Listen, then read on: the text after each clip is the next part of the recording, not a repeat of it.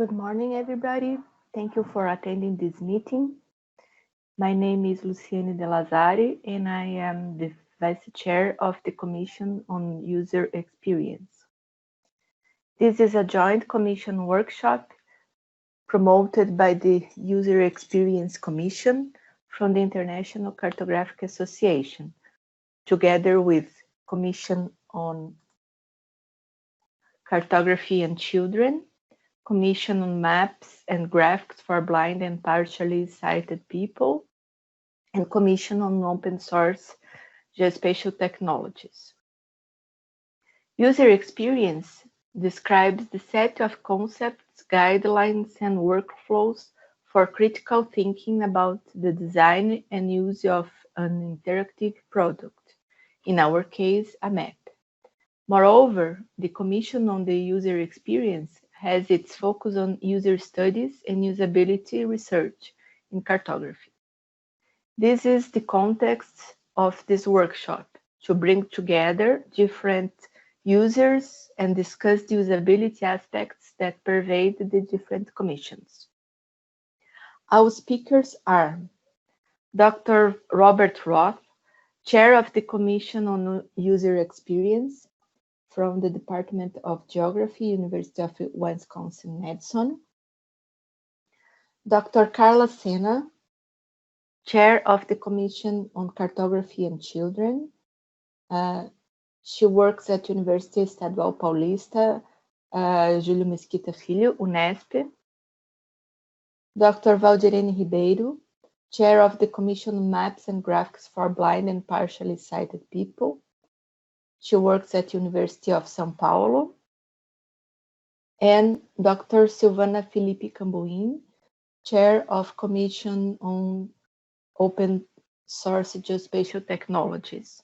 She works at Department of Geomatics, University Federal of Paraná. All the speakers will have 30 minutes each, and at the end of the section, we will open for questions and discussion. We will start with our first presenter, Dr. Robert Roth. Robert is a tenured professor in the Geography Department at the University of Wisconsin-Madison, USA, where he is responsible for the cartography and visualization curriculum. Rob also is the faculty director of the University of Wisconsin Cartography Lab, a full-service cartographic production facility that provides both undergraduate and graduate students unique apprenticeship experience on research and design projects. Rob received his PhD in 2011 at Penn State University and was the recipient of 2015 National Science Foundation Career Award to transform research and education on interactive online and mobile map design.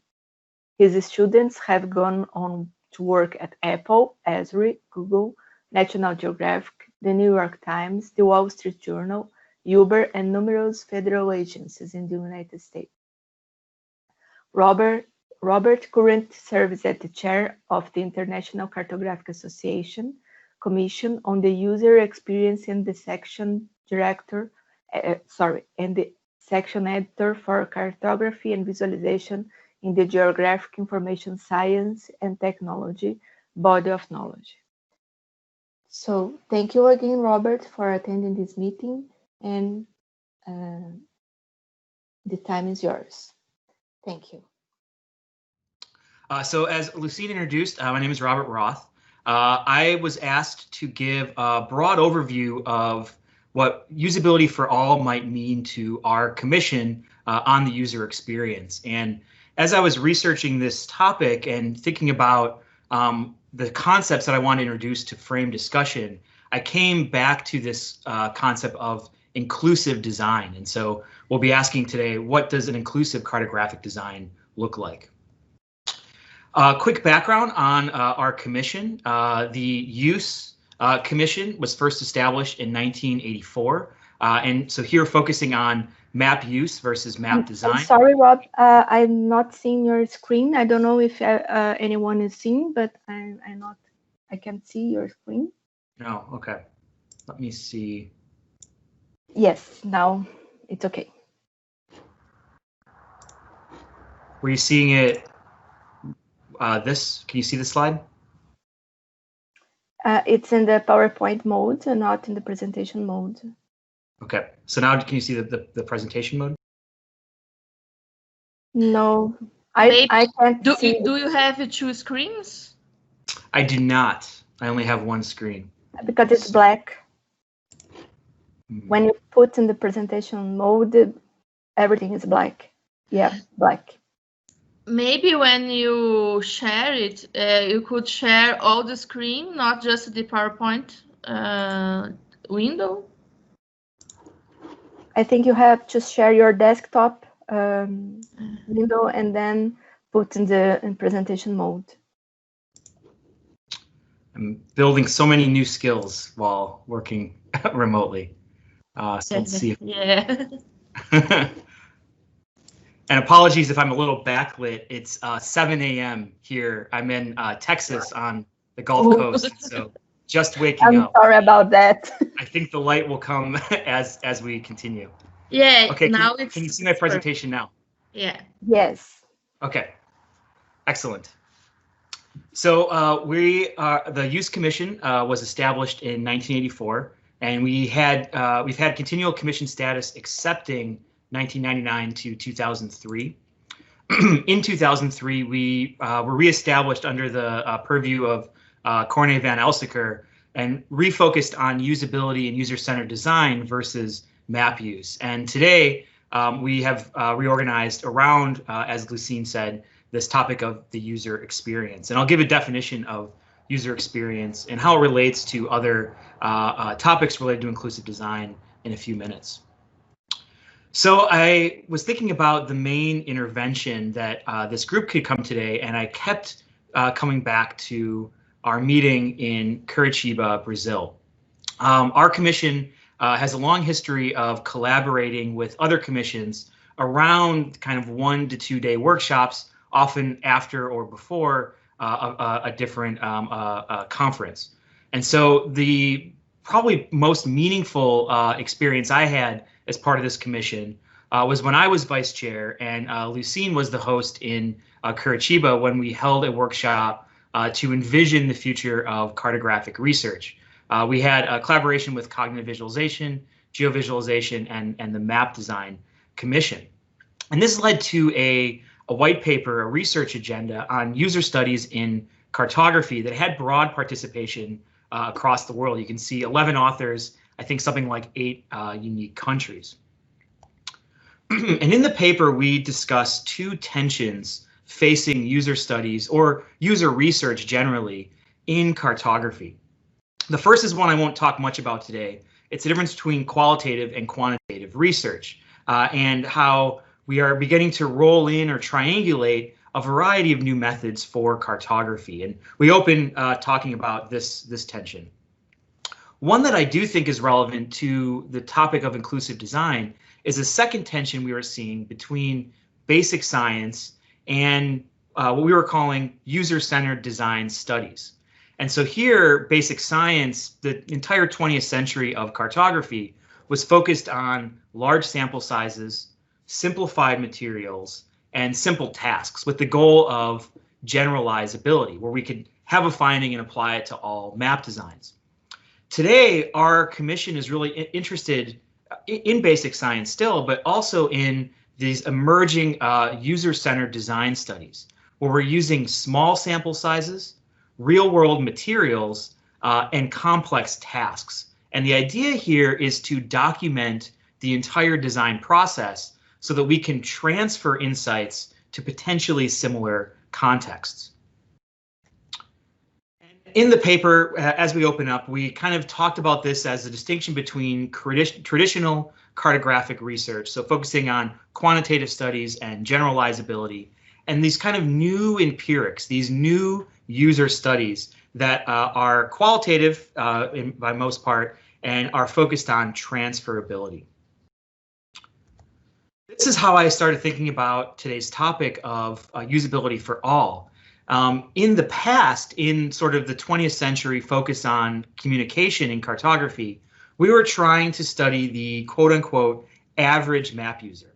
We would run a series of studies. Maybe we would show 2 different symbol stimuli, and we would try to characterize how the average user responds to that particular map design, to the end of reducing kind of the confusion, reducing the noise, and improving the communication.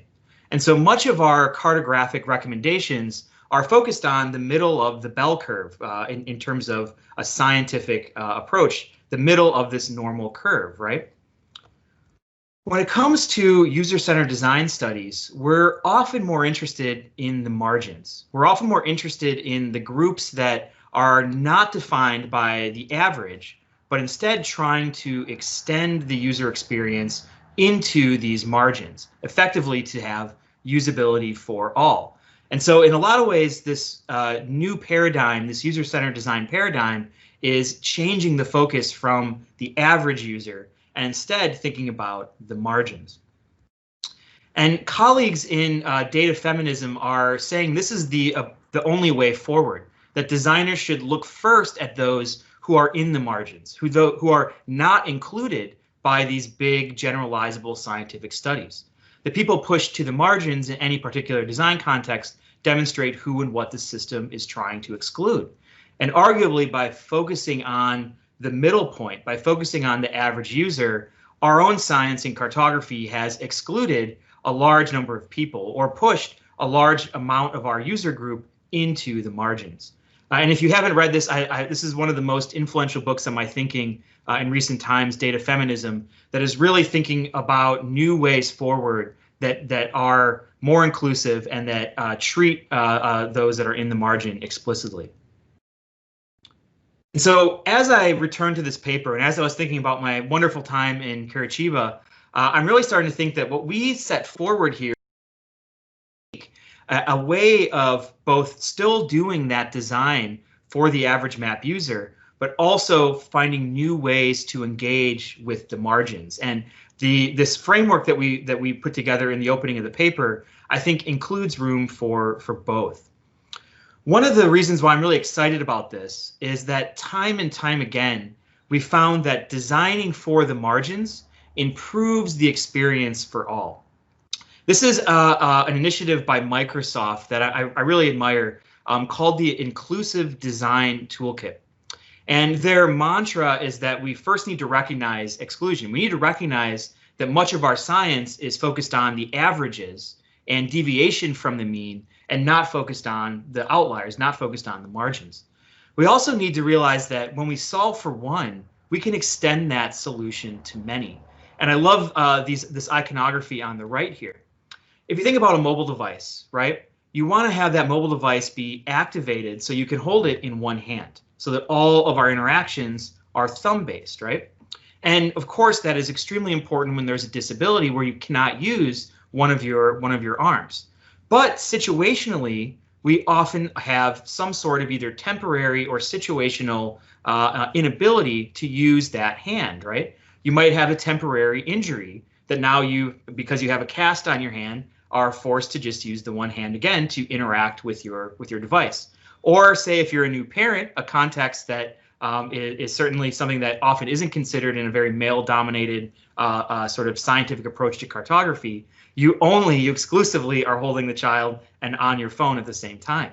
And so when we think about the margins and when we try to include the margins, we can start to build solutions that actually work better for everyone, that actually will allow us to make use of those maps in a variety of additional contexts.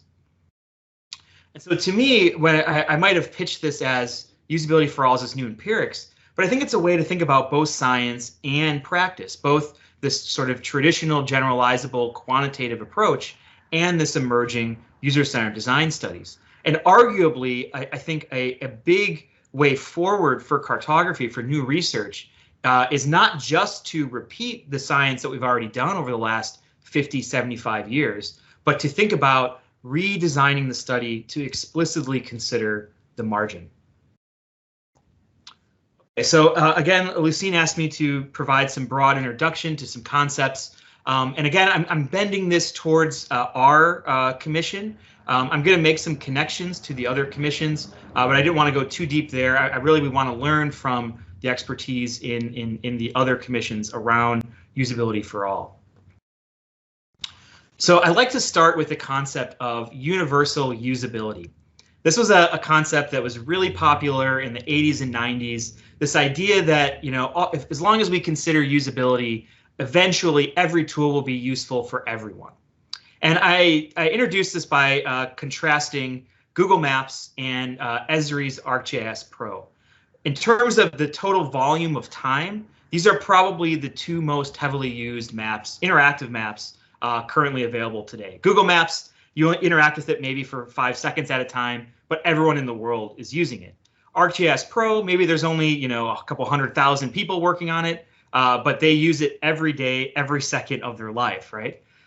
This is a key sort of example where trying to make a product that works for everyone actually kind of is impossible. Usability in this case describes the ease of using something. And so how transparent that interface is. And ultimately, I think everyone can use Google Maps with very little learning, right? But it doesn't do all that much. Google Maps doesn't solve a lot of the world's problems. It gets me from A to B, right? It helps me navigate to find a particular location, say in Curitiba, but it's not going to do this more in-depth spatial analysis. It's not going to have that really high-end quality cartography. I need to move to an expert system that is more useful, that has higher utility. And so this idea that every tool will work for everyone, that's to me not the way to think about design. Instead, what we want to think about inclusive design being is design that intentionally considers who the map is for. And so throughout the process, we are asking the question, who is our audience? And who isn't at the table currently? Who are we not considering? And sometimes because, you know, many people aren't interested in learning the overhead of ArcGIS Pro, it's okay that the tool doesn't work for them. But we want to make sure that we're not excluding other components, dimensions of our potential user group. And so here, this is a classic way that we think about the user experience design. So in order to have an experience, a user experience with maps, you have the map. And of course, you have the users, right? And the user here will define as the intended audience of the map product. And our commission tends to use the term user over audience because we're assuming interactivity and customization. Customization being a key way that you can include in this case. And so user audience, kind of the same term, but user seems more active and in control of their experience. And so the user experience is driven by interaction with the map. And that interaction can be just visual, but more often than not, it's supported, right, by some digital device that's enabling us to change the map, right? And so ultimately, the user experience is driven by a dialogue, a conversation. The user requests something, the map changes and then provides new information. The user then understands something new about the map, so the user itself also has changed, and that continues these loops, this conversation. So a key distinction in UX design is that humans experience interactions, but we use interfaces. Interfaces are tools, and so we're much less interested just in what might be called UI design. Instead, we're interested in how do we design that experience, right? And so in order to design the experience, you can see we can't just be locked down and thinking about the map itself. We need to be understanding the user. It's this dialogue, this continuum. We're trying to design that experience. And so for a formal definition from our commission, UX design and map design in this case is the iterative and intentional. And so again, intentional being important. Design decisions that lead to a successful outcome with a map product, as well as a satisfying, productive, and inclusive process while arriving at the outcome, right? The journey is as important as the destination in a lot of ways when it comes to user experience design. But again, it forces us, it demands us to be thinking about our users. And so I might, to go back to this term, we might say that we could have called today's topic UX for all, with usability just being one side of that usability utility trade-off. We're trying to thread the needle to support that user experience, that productive dialogue. So I've already mentioned this, but the dialogue between the user and map often is mediated by a computing device. And so here I have a very old school computing device. This is from my dissertation a decade ago. I don't know how I got so old. Today it would be looking like something like this, like a smartphone. But either way, it's some sort of digital device now often is that intermediary. And this is where we get into a topic of accessibility. The computing device often either affords or limits our ability to obtain and benefit from or interact with the map product. And so because we now have often a digital and a mobile first design context, the access to that technology often is a key constraint that excludes particular groups or particular audiences. And I mentioned I don't want to talk too much about some kind of the purview of our other commissions, but I thought I at least needed to mention in my own country, we have something called 508 compliance. This is an amendment to the Rehabilitation Act of 1973 that requires all of our American federal agencies to make their digital information technologies accessible to people with disabilities. And this is primarily focused on the subset of our user group that are blind, that have low sightedness, that have some sort of other visual impairment. And you can see there's a number of other countries that have other types of internal laws that require, that demand this type of accessibility compliance. We do well in some of these areas as cartographers. I would say that we probably have the best research right now on color and contrast. So thinking about, say, Cindy Brewer's work on designing for color schemes for the color vision deficient, different contrast studies that have been completed across different visual variables. I think there is still a lot of research, though, in this area. In our own world, in interactivity, keyboard navigation often is default. So if you use any of the, the Esri, the Mapbox, or the open source, so Leaflet, D3, you're getting keyboard navigation directly out of the box, anything that's mobile first. So we do well here, but we often don't do well in the other areas. And so how do we, say, translate an interactive map, the current view, so that a screen reader can access it, right? How do we put an alternative text on something that's explicitly dynamic, a web map, right? How do we automatically generate place-based captions and transcripts? These are things that we don't do very well now that would help support accessibility for visual impairment. And these are things, again, that our technology can help us with, right? And so the intermediary, whatever a smartphone or a computer, is something that can actually improve the inclusiveness, but also because of a digital divide, not everyone in the world has one of these devices. And so again, that then might promote exclusiveness. So we've talked about UX design. I want to introduce the topic of design itself, because we're often interested in the design process in the UX Commission.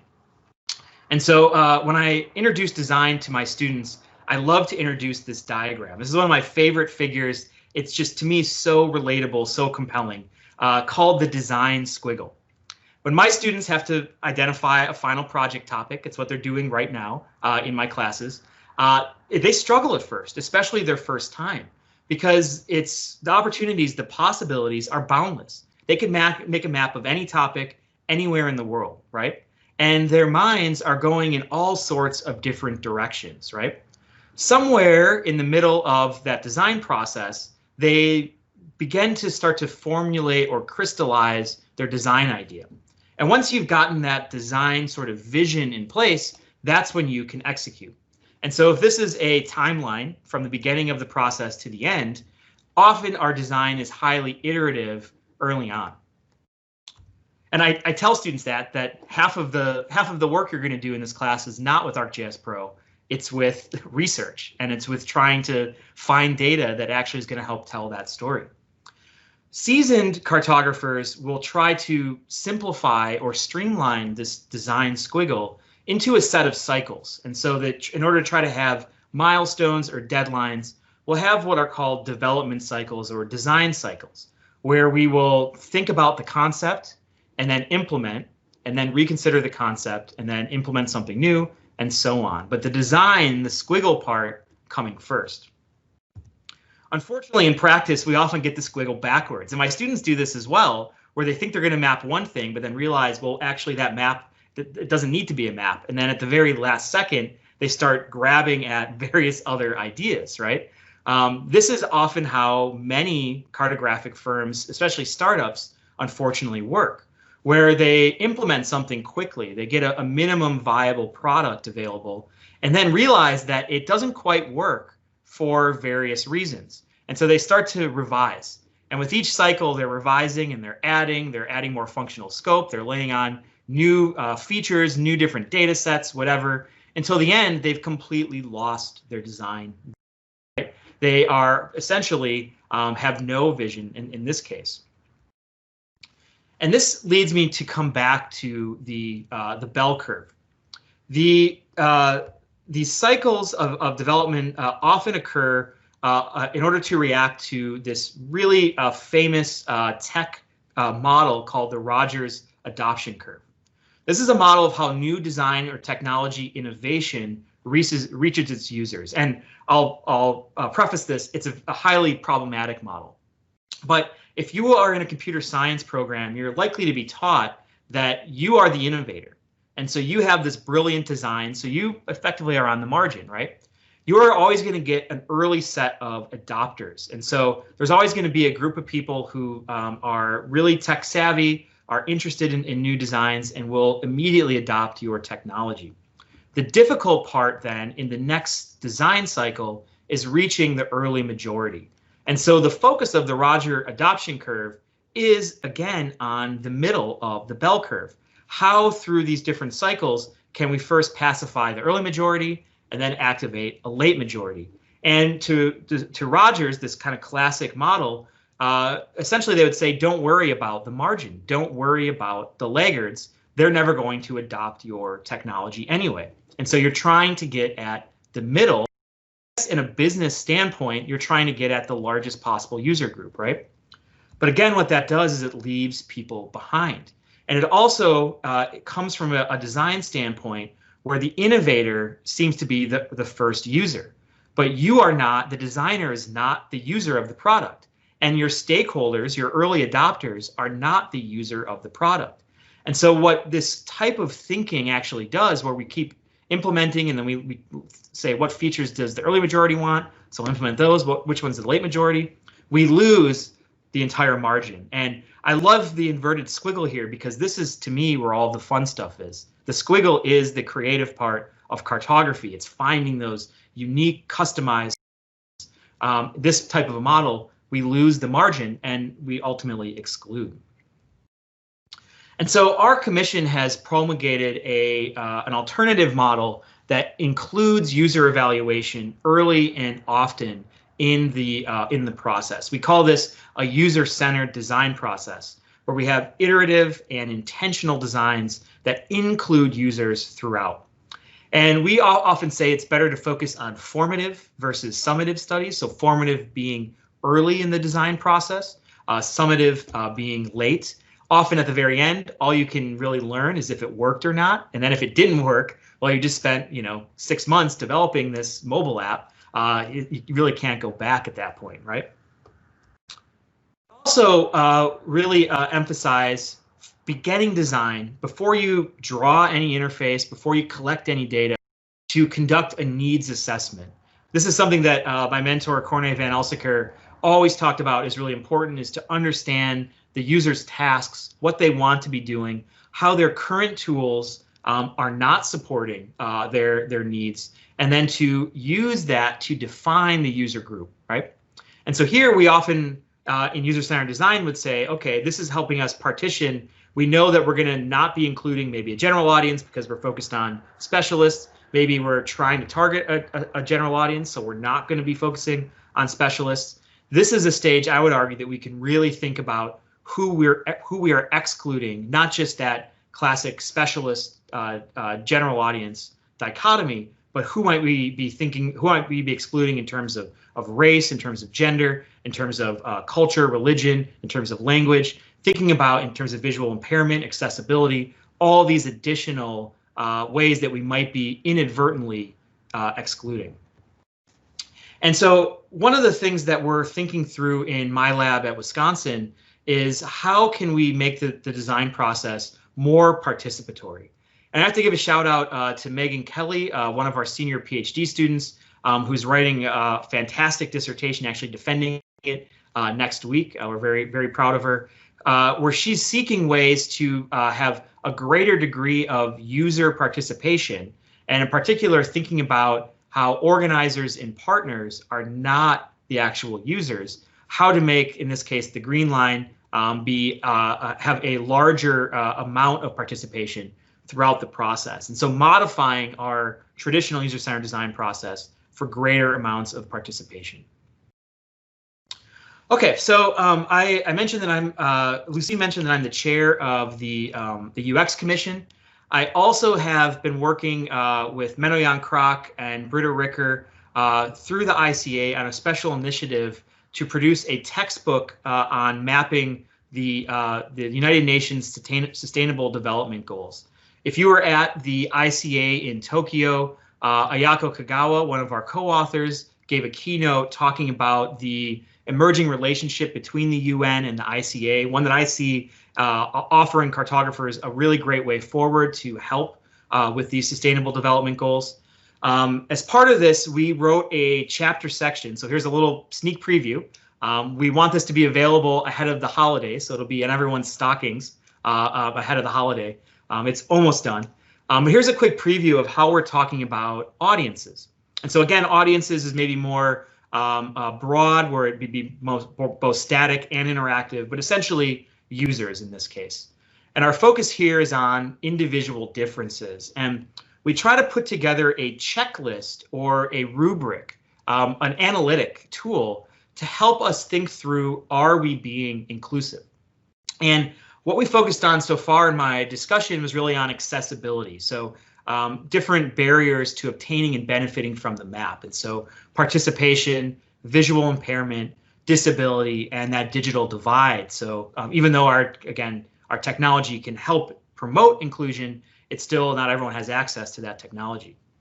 We then bring in some other dimensions of inclusion that come from our history of science and cartography. So looking at different characteristics of expertise or the learned knowledge, enhancing abilities for using the map, our skills, so specific knowledge areas for using the map acquired through expertise, and one that I've always found to be really important, motivation. How do we get, say, our students versus a general audience versus a specialist to actually care about using this map? How do we promote buy-in? So I want to take, it looks like I have maybe about 11 minutes left. I want to take the remainder of time to sort of quickly apply this analytic to a few projects that we've developed in the University of Wisconsin Cartography Lab.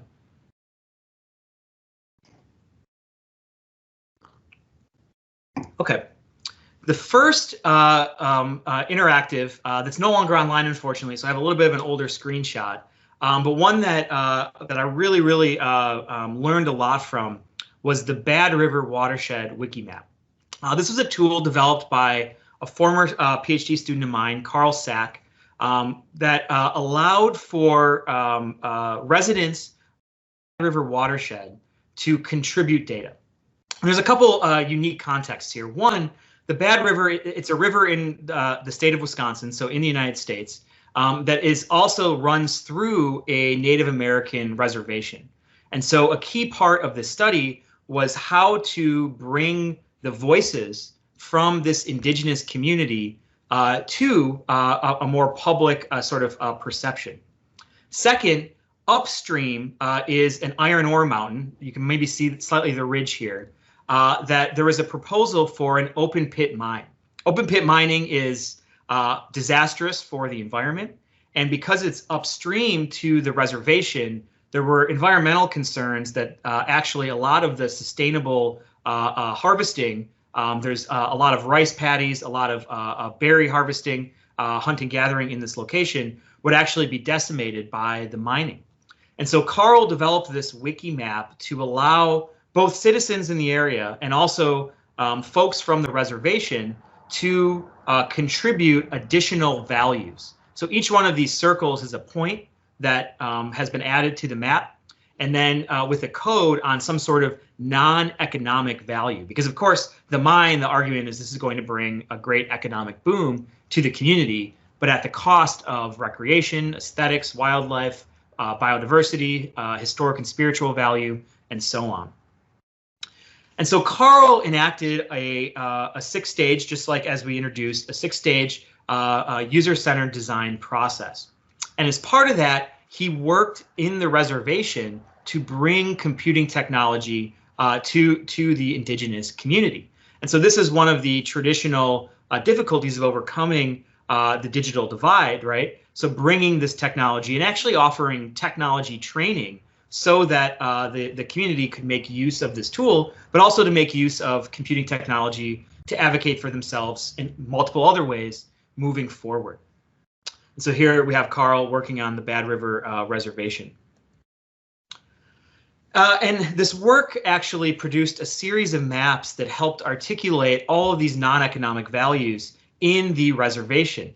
And the map actually went to the state government. I'm very happy to say that Carl, as kind of a scholar activist, was able to use his tools and the data sets he's created to advocate against the mine. And the mine actually never was given a permit because of these concerns. And so this is a great way where maybe we weren't thinking about participation and how maps can facilitate participation and dialogue in the same way. You can see here, if the economic value is along the ridge, all of the destruction that might occur downstream and aggregates as we get closer and closer to Lake Superior. So let's take our inclusive analytic here and see in what ways was Carl's work actively and intentionally inclusive. Well, absolutely, Carl was focused on participation, trying to bring community members and folks from the reservation into the design, and actively trying to get across, overcome that digital divide. Carl was also really focused on education, and so trying to make sure that folks with lower educational status were not left out of the design process and of using the map. And in the skills he helped develop, we're really focused on computing technology. And so how to use web browsers, how to use modern web maps as a way then to be able to contribute information. And we would argue that the motivation here was need, that this area was about to be devastated by this open pit mine. And so we were able to think about how need helped promote buy-in in this project. A great project. It's available open source online if you're interested. The second project that I want to talk about is Global Madison. This is actually a tool that I presented at the ICA in Brazil. And so this tool, the premise is to use the streets of Madison as a global classroom. I'll pause for a second here. But students go on a walking tour, a guided tour essentially. These are Geography 101 students, so often their first geography class. In the United States, we are famously terrible at teaching geography. And so 101 often our students' first exposure to geography. Hello, my name is Stephen Young. So here's my colleague, Stephen Young, the professor of this course that I worked with to develop the tool. One thing to note is that we designed it because it's an educational tool. We had to design it for individuals that were visually impaired and for individuals with some sort of physical handicap that could not actually walk through the environment. And so we designed this around sort of this podcast idea that students could listen, or also read as they approach these locations. And so we had this, the entire map content essentially available for reading. And so when we show up to a particular location, you can look at the image. There's alt text for each of these images. There's also a downloadable assignment that you can get on digital products. So if you don't have a data plan. There are printable sheets that replicate this design. And so trying to think through how to make this tool as accessible as possible because it was an educational tool. And so we go all through the isthmus and see essentially how local places are impacted by global processes, by globalization. And so we ran a series of studies, again, ran a user-centered process for designing this tool, and looked at where people got lost. We thought this was going to be an interesting wayfinding question. But one thing that we actually found was more fascinating was the feedback on where students found parts of the route unsafe. And when we started digging deeper in this safety, some of these were crossings, but other of these locations that were unsafe actually had poor lighting. And so as a white male, I move very comfortably through the landscape of Madison. It's a town, but it's not very large, 250,000 people. Our students, though, that were female felt very uncomfortable in certain locations we had included on this map. By running these studies, we were able to break from our experiences, my own experiences, and understand a different layer of safety issues that were really important ultimately to the design of this tool. And so again, to come back to our analytic, for accessibility, we had student participation. We were very much focused on visual impairment, and so having everything be text-driven in addition to map-driven. We were thinking about disability, so we had this actually be responsive so that students could still complete it from home if they were unable to walk in the landscape. We were focused on education, but here spatial thinking skills, geographic skills, and trying to think of ways to really stimulate students' interests. Okay, so two ways that we might use this framework of inclusion as an assessment of the success of our tools. The minute I have left, I want to just provide some broad take-homes. First, we need to consider who is and who is not at the table throughout design.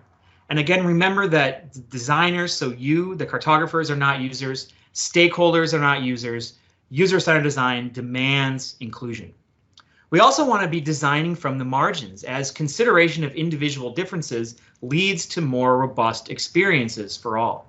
Designing from the margins benefits also both science and practice, and I can imagine our commissions coming together with a research agenda to rethink, to essentially replicate many of those classic cartography papers for the margins. Third, we want to evaluate success by inclusiveness and this word I keep using, intentionality, or in addition to usability and utility. And what I've covered, accessibility, expertise, skills, motivation, just a starting point for inclusion, and do not capture cultural, ethnic, geographic, political, religious, and other socio-demographic considerations, all things that need to be part of that needs assessment. And so moving forward, I really believe we should reproduce the cartographic canon to consider individual differences rather than an imagined average map user. And in doing so, we need to question that objectivity and neutrality in our generalizable and transferable user studies. So who's missing? We also need to define the meaning of accessibility for cartographic design and set that research agenda for accessible design of interactive, online, and mobile maps. And to me, accessibility, that's one thing that it's legally mandated in many of our countries, but it's something that we are falling short in terms of a discipline in having answers. So to me, this is an important first step towards inclusive cartographic design. Finally, we want to identify ways to build participation more completely into the user design workflows to fully realize this inclusive design. And this is also, we'll have to question some extractive dimensions of the user-centered design process as a way to ownership and control. So please visit our commission website. You can see here we have the link to today's meeting. We're happy to add you to our commission listserv. Just contact Lucine or myself. And with that, I will pass the baton to our next speaker. Thank you for your attention. Thank you, Rob. We will set questions in the section, so we can have all the speakers first. And I would like to introduce our next speaker, who is Sena. So, Carla, if you want to share your screen as I present you. Luciene, Yes. Silvana, it's Silvana here. I just want to say a short notice for our attendants, the ones that need certificates. We had, I think I will speak in Portuguese. I think it will be easier because the chat is not available here. Oh, no, it is. I put the For me, it's not, actually. Okay, Well, eu só vou falar rapidinho, então. Eu fiz um link rapidinho, então, para quem quer assinar a lista de presença para receber o certificado, o link é bit.ly. Está no chat, Silvana. É que eu não consigo ler o chat aqui. Eu Talvez coloquei. tenha outras pessoas que não consigam. Ah, tá. Eu coloquei no chat. Se alguém não conseguir no chat, acho que a gente pode colocar naquele Google, não sei, de outra forma, porque para... Não, tá bem rapidinho, ó, bit.ly/lista_workshop 1. Ok. Lista_ tudo minúsculo, workshop 1. Pronto. Sorry. Ok. Okay. So, Carla, you can share your screen. And Carla Sena studied geography expecting to be a teacher. In the course, I fell in love with cartography for children and social cartography. During my master's and doctorate degrees research, I taught children and teenagers. Currently, I am professor at UNESCO at Ourinhos campus in São Paulo, Brazil. And I conduct the researchers in the area of cartography and geography teaching.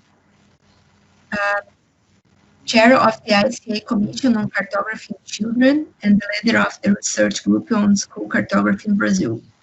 I organized the national version of Barbara Pechenik competition, and I believe that the best way of having more geographers and cartographers in the future is by encouraging children to work creatively with maps. Hello. Okay, your screen is okay, so you have 3 minutes, and thank you for attending this meeting again. Thank you. Bom dia a todos. Good morning, everyone. It's an honor to be at this workshop. I am so grateful to Professor Luciene and Professor Silvana for the invitation and for the entire organization of the event. Turn off this, I prefer. Okay, I will make a brief presentation of the Commission on Cartography and Children of the International Cartographic Association and the importance of research in this area for cartographic science. The Commission on Cartography and Children is one of the 28 current commissions of the International Cartographic Association, with 4-year terms on the members of the Commission. For the period from 2019 to 2023, I am the chair and my colleague, Professor Jesus Reis, from the University of Eötvös in Hungary, is the vice chair. I highlight here 3 important dates for the Commission. 1993, the Barbara Pechenik competition. 1995, ICA Working Group, and 1999, Commission on Cartography and Children. In 1993, the ICA Executive Committee created the Barbara Pechenik Award as a memorial to Barbara Pechenik. The contest's aim is to promote of the creative representation of the world in graphic form by children. The first competition, held in Cologne, Germany in 1993, was positively received. Barbara Petnick. Barbara Bartz Petnick was the first woman to serve as vice president of the International Cartographic Association. She participated in numerous of their projects and edited the major atlas of early American history. She is among a number of pioneer women who contributed significantly to modern cartography. Barbara wrote several articles and reports about maps for children for 1970 to 1987. Her work explored fundamental aspects of atlases for children by informally considering particular atlases. A curiosity about Barbara: she worked closely with her friend and mentor Arthur Robinson, the cartographer of the Robinson projection, on the leading mapping book, The Nature of Maps. They also co-wrote 2 works about communications aspects, one of which, the map as a communication system, is award-winning. In your words, maps are mostly far too complex to learn at one of even many glances. The only way to try to make sure that children leave school with some idea of the relative shapes and size and arrangements of labeled Earth areas and features is to provide opportunities for them to see and use these images, maps. At the ICA's General Assembly in Barcelona in 1995, the Cartography and Children's Working Group, with its mandate and terms of reference, came into existence. The Cartography and Children Work Group's 1995 to 1999 mandate was to improve general cartographic literacy by enriching the understanding of the relationships children have with maps. The terms of reference focused on elementary education for students with 12 years and less. The ICA Executive Committee added to responsibility of preparing draft guidelines for the international judging criteria of the Barbara Petnick Award.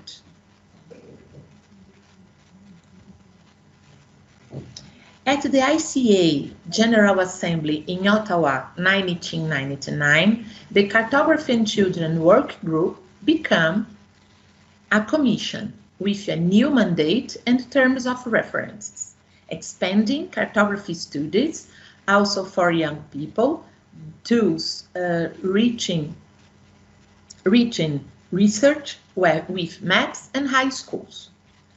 The commission aims internationally to promote the use and enjoyment of maps by children and young people, increase understanding of children and young people's engagement with maps, raise the standard of maps and atlases produced for children and young people.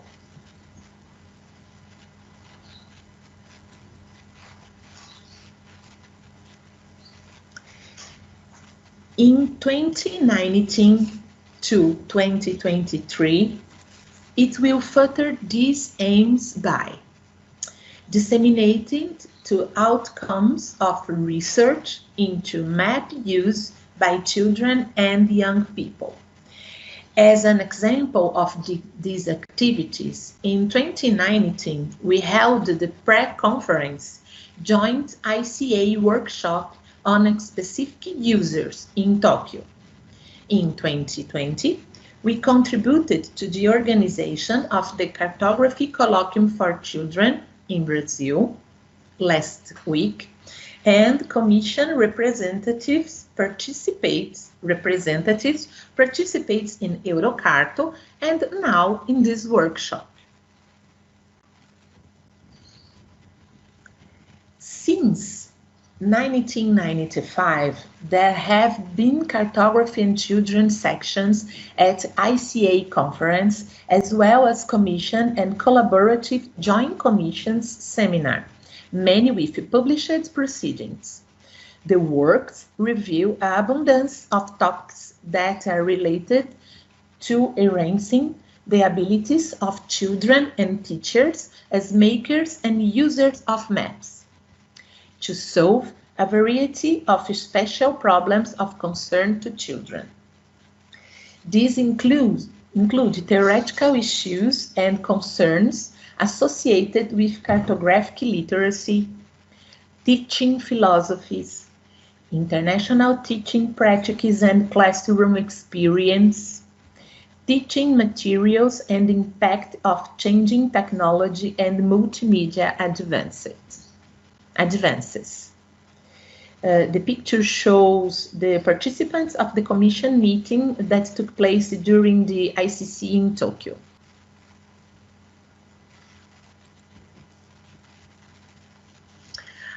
Another goal of the commission is stimulating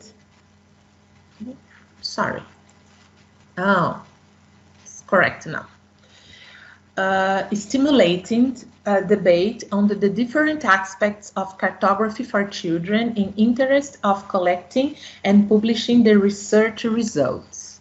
Two examples of publications are the book Maps for the Future, Children, Education and Internet, and more recently, the special edition of the International Journal of Cartography on Cartography and Education.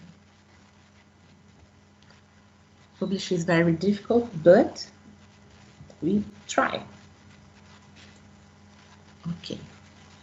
Another important task of the Commission is providing support to the ICA Executive Committee in relation to the rules, judging, and other tasks related to the Barbara Petchnik Children's World Map Competition. The drawings of the left, this image, are of children who represented Brazil in the the first 1993 and I think the 2011 and no, so sorry, 2011, yes, and the 2011 too. And this picture is the winner and the public winner in the conference in Germany.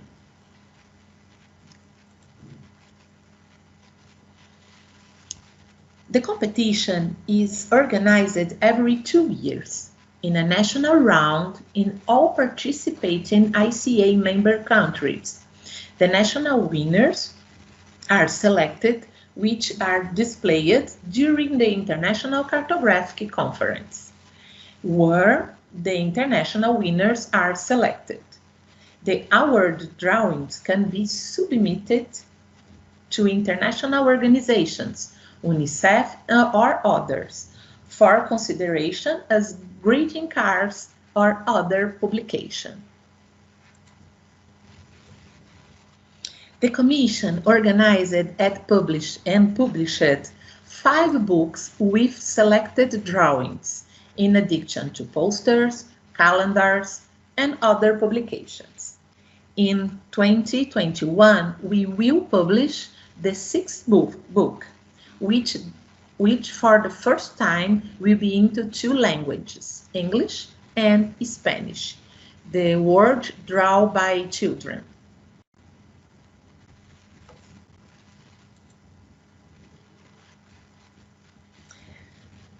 This year, we are publishing a book that tells the story of the national version of Barbara Petinic competition in honor of Professor Lívia de Oliveira, a pioneer in research on maps and children in Brazil.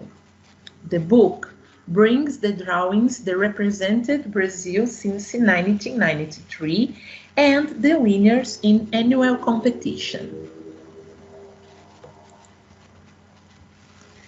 The Barbara Petinic competition theme changes every 4 years, and for 2021 we will have the theme, A Map of My Future World.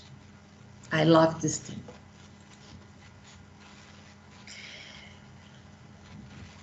The international judging will focus on 3 criteria. 1. A recognizable message. 2. Cartographic content. And 3. The quality of execution. In other words, judges will be looking for 1. A recognizable connection between the form, shape, and use of cartographic elements which creatively address the competition's theme. 2.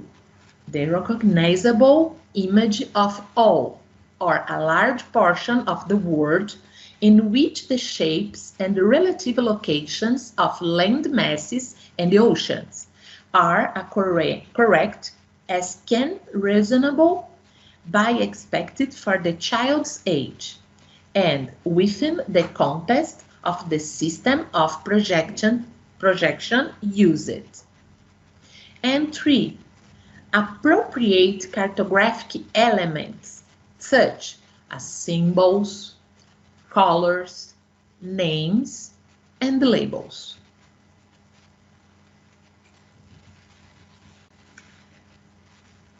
The entries will be collected in 4 age groups: under 6 years, 6 and 8 years, 9 and 12 years, 30 and 15 years. And entry can be drawn by a maximum of 3 authors, all of them belonging to the same age group. It's not possible the one author 6 years, another 9 years in the same drawing. Now is my favorite part of the presentation. I think the favorite all of you. These pictures is our winning drawings at International Cartography Conference in 2019 in Tokyo. The theme was We Love Maps. We had 33 countries participating in the competition. The variety of approaches and the different centrality help us to understand how cartography can be taught around the world. The first drawing is the Bianca, 5 years old, Slovenia, is the winner. The second, Tara, from Indonesia. The Indonesia is let me see the word in English. Indonesia is in French is hors concours. So it's the every competition Indonesia have a one winner. That's it. So the next drawing, the China, 5 years old,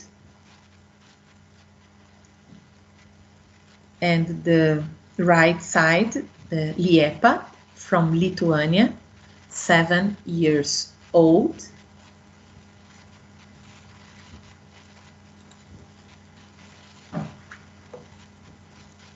And the left, Lucas, Hungary, 7 years old. And Maika, Australia, 8 years old. And Liepa from Lithuania. Oh no, not Liepa, this. Sorry, this name is wrong. Oh, I'm correct. Just a moment. And Barnaby, New Zealand, 9 years old. This is my favorite.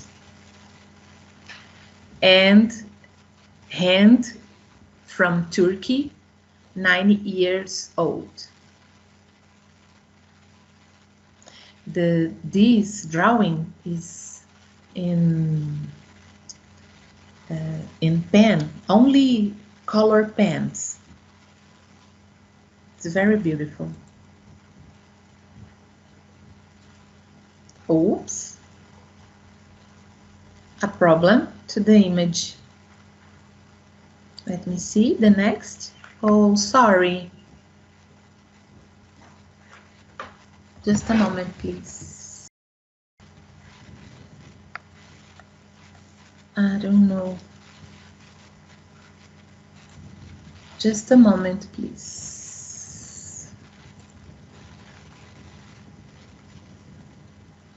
A lot of drawings. It's a problem to software. Okay, but I show you the website.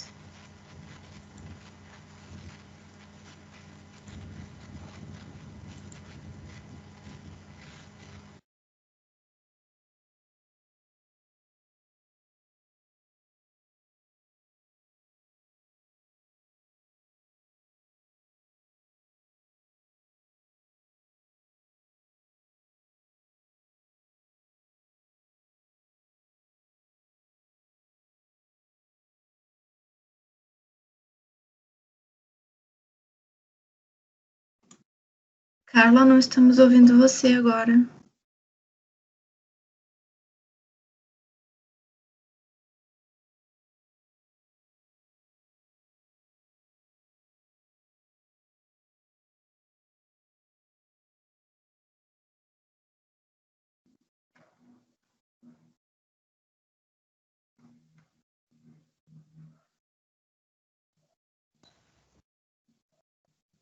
She's backing.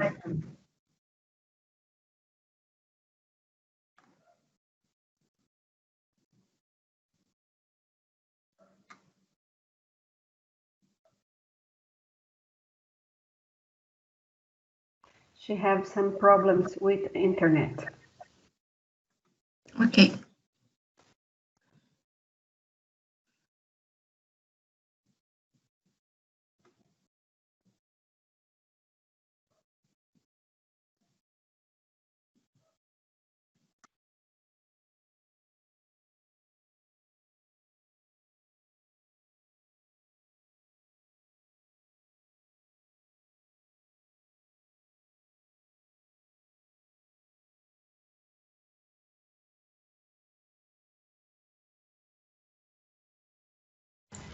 I'm back.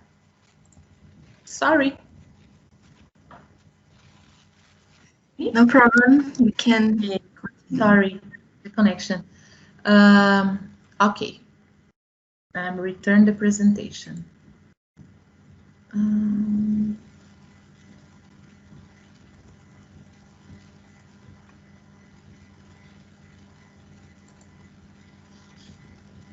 Just a moment.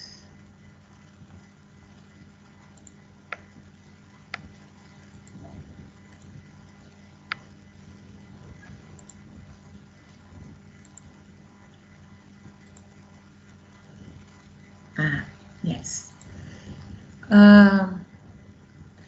I will show you directly to the website, the archive of the Barbara Petnik Children's Map Competition. The drawings, the winner in Tokyo last year. So, okay. So the Lucas Kunos, Hungary.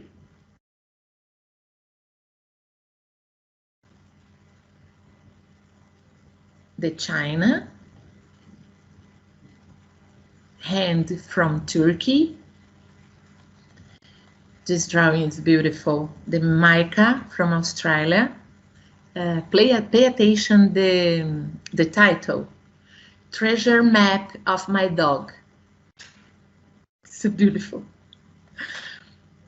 And Agatha. The title, We Love Maps, the theme of the competition. Poland, from Poland.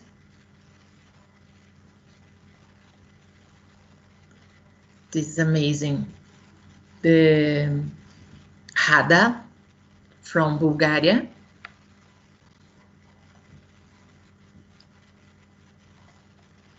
And now it's correctly. Ugni from Lithuania. The title is It Is All in Our Hands. And this, the Spain, the Noemi, it's a Good Morning World. It's the public winner in the ICC in Tokyo.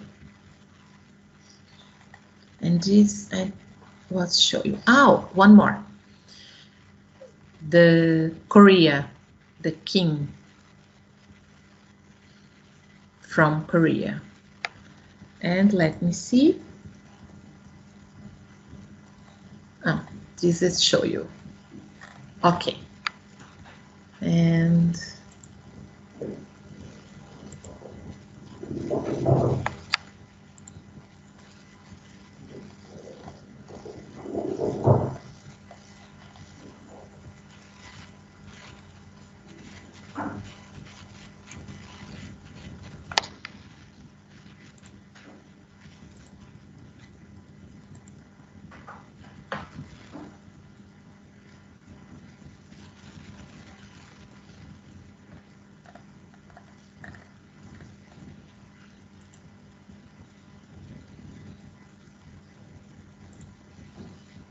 okay, change the slide.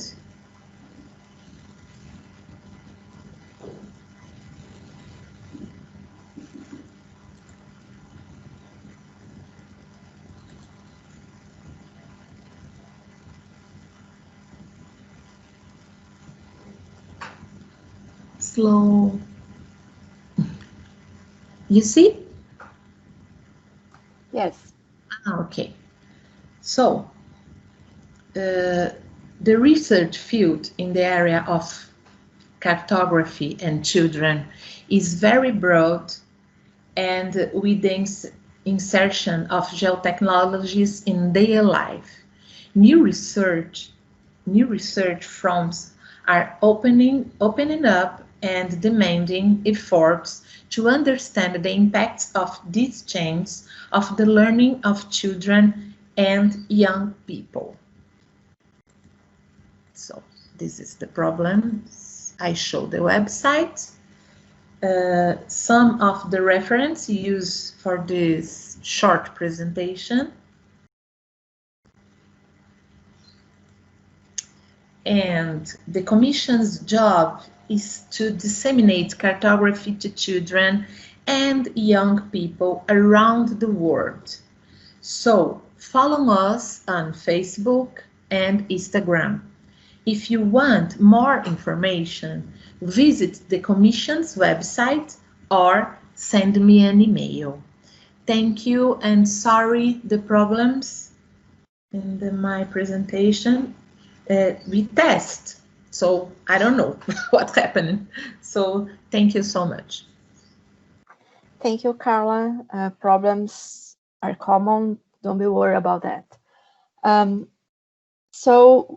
We will continue our workshop with the presentation of Professor Valdirene. So, Professor, if you want to share your screen. Professor Valdirene Ribeiro do Carmo is a geographer, graduated from University of São Paulo, obtained her Master of Science in 2010 and doctorate at Geography and 2016 from the same university. Since 2002, she is a voluntary researcher at the Center for Tactile Cartography of Universidad Tecnológica Metropolitana in Santiago, Chile. Valdirene works at the Laboratory of Geography Education and Teaching Materials in the Department of Geography, Faculty of Philosophy, Languages and Human Sciences at the University of São Paulo. Since 1995 as researcher and is responsible for projects and activities. She is chair of the Commission on Maps and Graphics for Blind and Partially Sighted People. So thank you again, Professor Valdirene, and it's your time. First, I would like to thank you for the invitation to participate in the event and say that it's a pleasure to be here with all of you. You can see my presentation? It's okay? Yes. Well, the title I chose for my presentation, Cartography Accessible to Disabled People, is the name that I want to propose soon to the Commission. I think it would be a better name for today because the Commission relates to research and the production of cartography that responds to needs of people with sensory impairment, learning problems, reduced mobility, senior adults, among others. This cartography may be made by take the shape of tactile maps, audio maps, GPS, or mobile maps, and multisensory maps.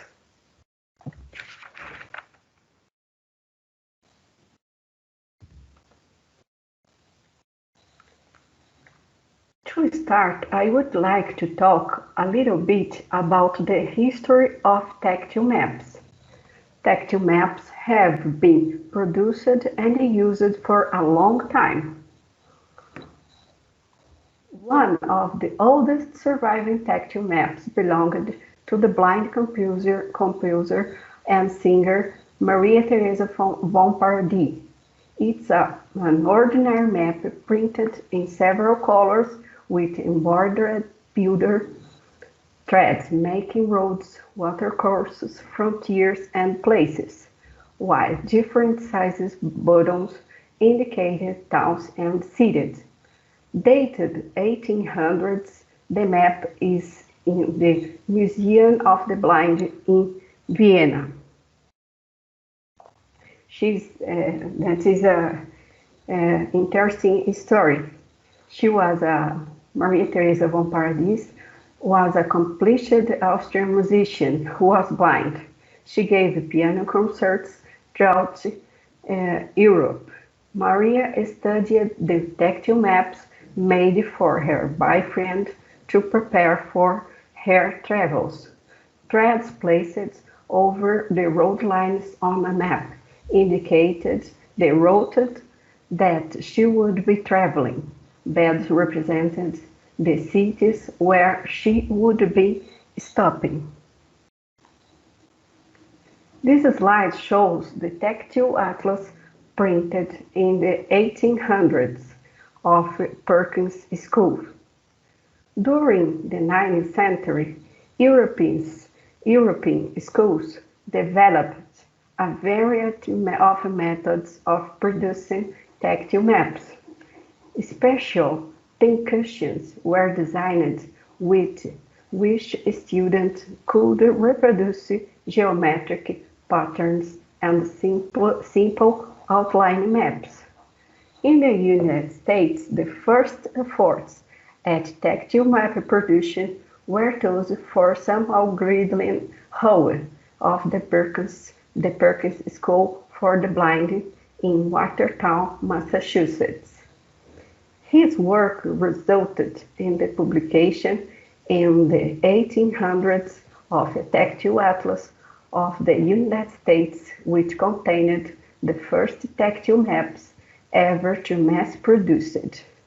To the best of our knowledge, this is the first atlas produced for the blind to read without the assistance of a sighted person.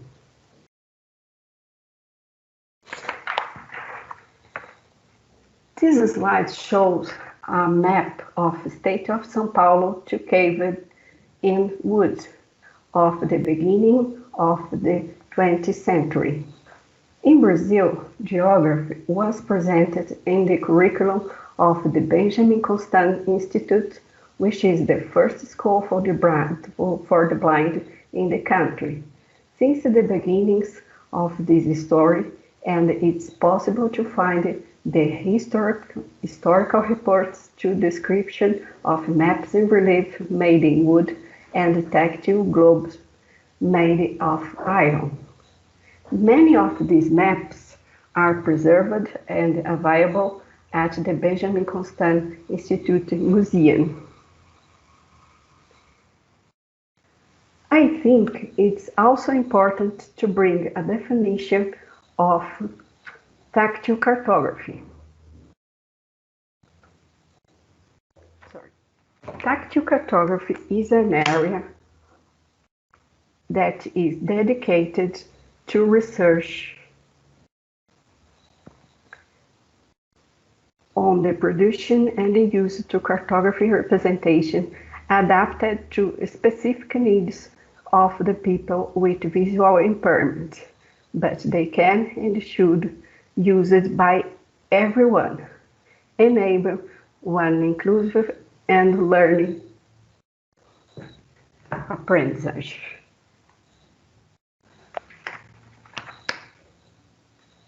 And also a definition of what tactile maps are.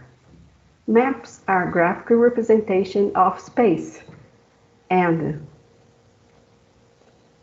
they are called tactile maps when in a format by sensed by touch.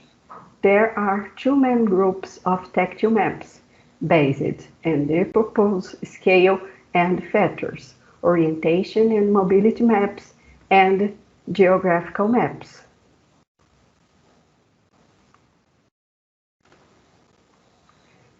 This slide shows two maps. One map of tactile map of Santa Cecília subway surrounds and a tactile map of Itaú Cultural of São Paulo, Brazil. These maps are directed only to blind and several low vision people who needed to be aware to the physical environment navigate in space. An orientation maps gives an overview of the area. Mobility maps, as the name suggests, provide the kind of detailed information that is needed if the person to move safely through the environment. Mobility maps shows obstacles to be avoided as well as elements to be such as sidewalks or elevators. They depict indoor and outdoor environments using in larger scale representation of buildings, routes, streets, transportations, networks, neighborhoods, and recreation areas. This slide shows geographical maps, physical maps of the world, and a map in the continent world's map. Geographical maps represent larger areas in much smaller scale and than mobility maps. General reference maps include political and physical tactile maps, ranging from cities, states, and countries to the whole globe. Tactile topographical maps are relief models, also produced in colored plastic for the sighted usage, which need adaptation for the blind by having all symbols in hybrid format. Thematic maps portray qualitative and quantitative geographical information in tactile form.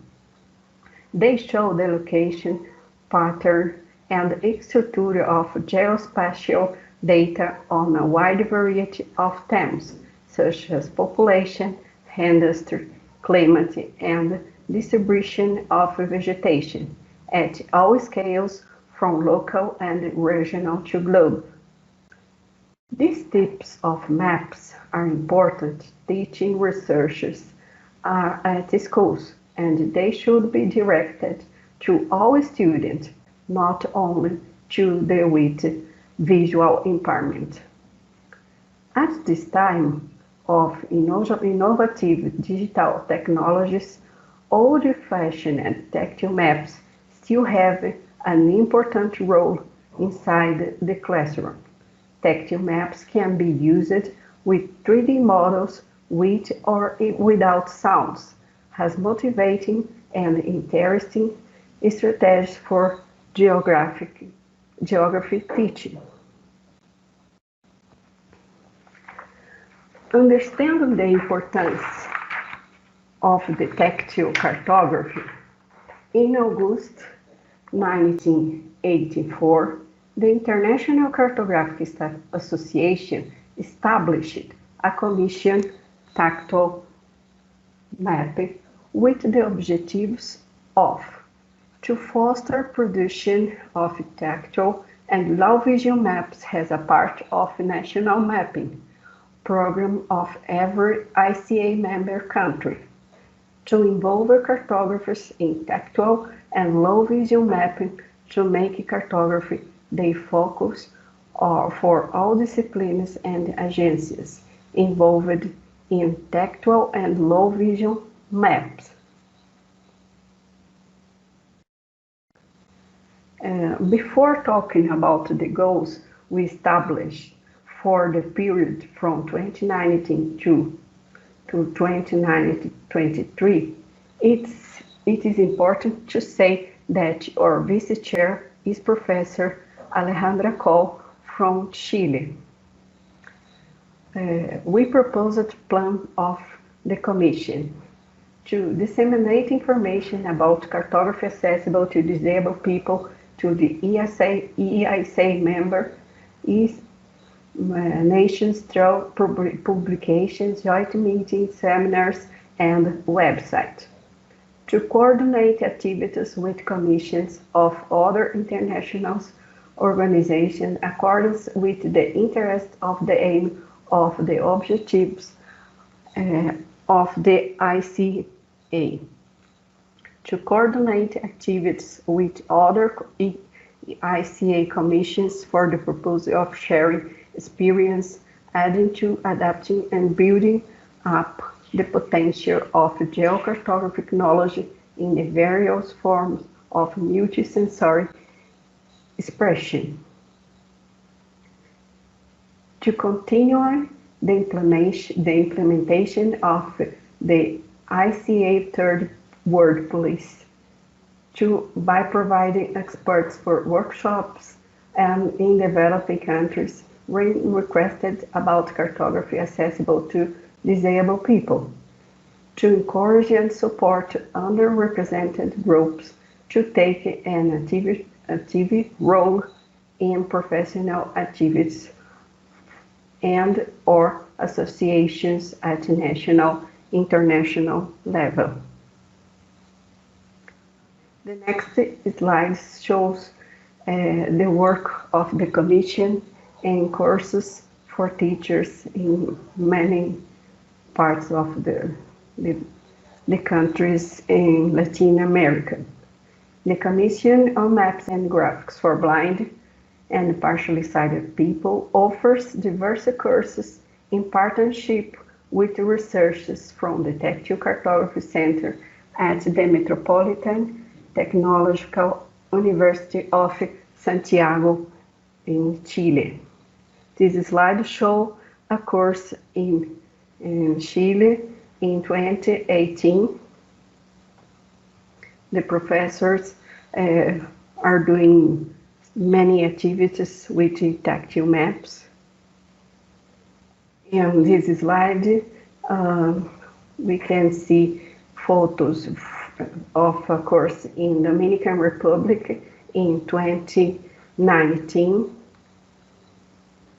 A group of participation in the courses and the teachers doing activities in the course.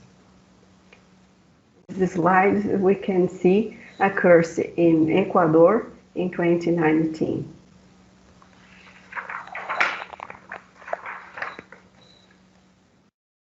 Concluding, the tactile cartography brings countless possibilities of application in education and in the daily life of impaired students.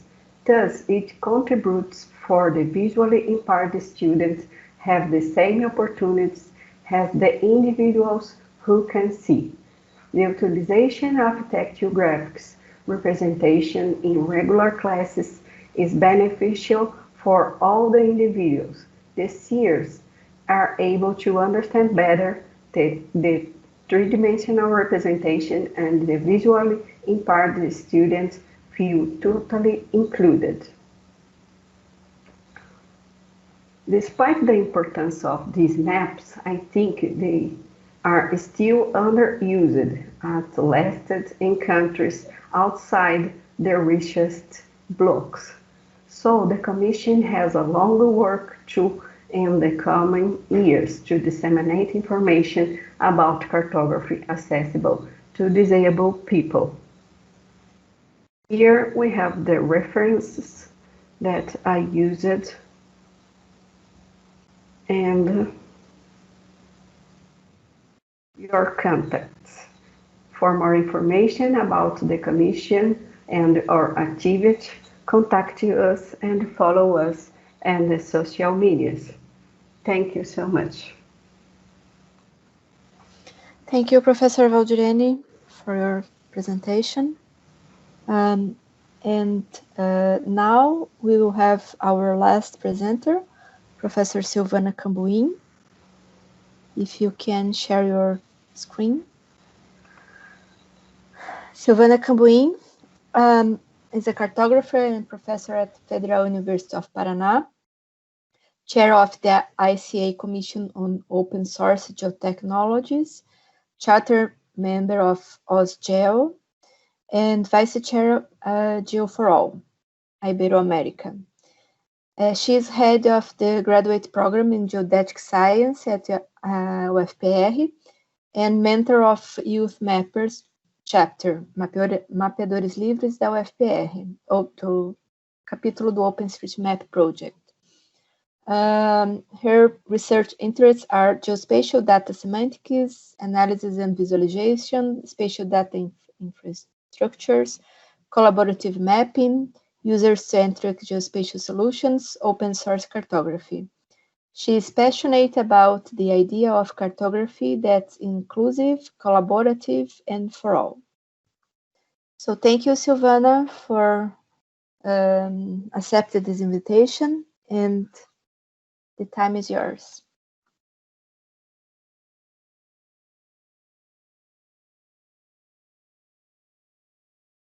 Não estamos ouvindo você ainda.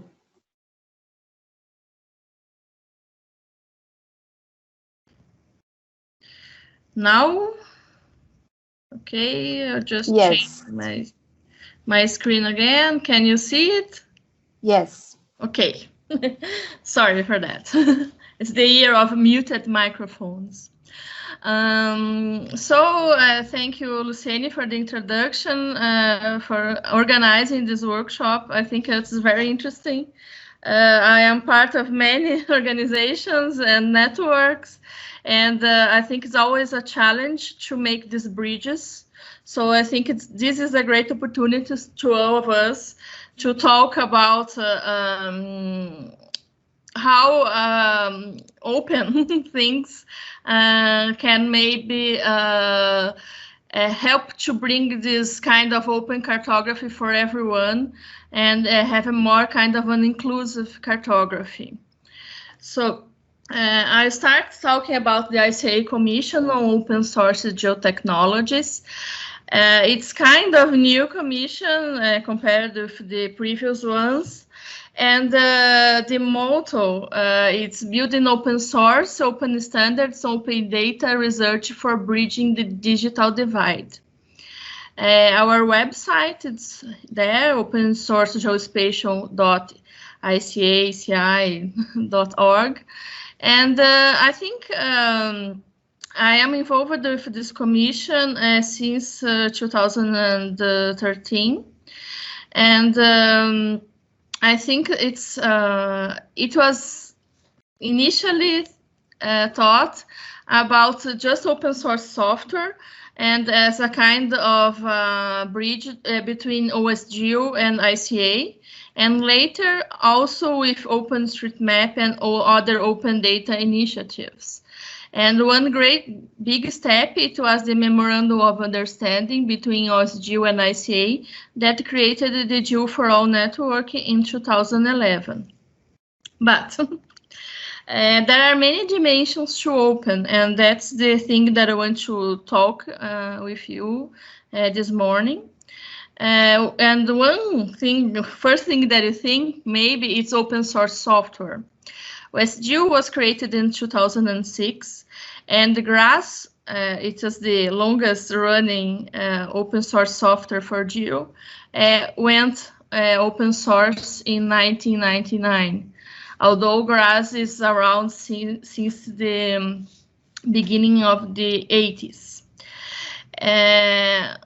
Expanding the just not open source software, but thinking about open data, we have the SDI, the notion of spatial data infrastructures growing through the 90s. Although here in Brazil, we just have a national SDI in 2008. And we have OpenStreetMap, the biggest open geospatial data platform in the world that is around since 2004. Open standards are probably the source, the reason we can have all this open source software, and both OGC and ISO TC 2011 are from 1994.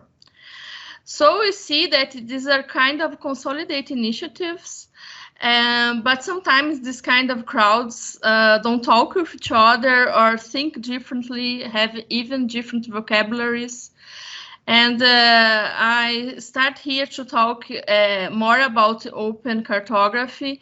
And one thing I will talk about also is about open symbols, the way that you can not just have interoperability between the data and software, but also among the maps about the products. And SLD is around since 2007, style delayed descriptor. It's associated with WMS maps. And recently, OGC is launching a broader symbol encoding initiative, and I think this is very important. And I think this kind of it's an opportunity for ICA to participate more with OGC, and then I will talk a little bit about this later. So I put some words here about cartography that are involved with the cartography as a science.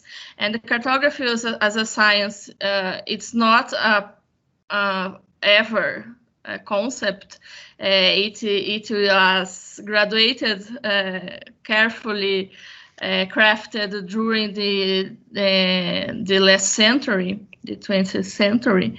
And we have consolidated cartography as a science and opposed as a craft, or just a craft. The art and technology are still around making this concept together, but the view of the science of cartography as the center of this framework. And I put some, is to have a cartography, you have things involved, not just data and technology. So it's not just about open data and open technology, because you have policies, you need inclusion, education, the local knowledge, and the culture. So my proposal here is to think as cartography as an open science. So to expand this concept, and I think this will be even a better role for this commission to not just work as a liaison for OSGeo, but as a better, a broader scope.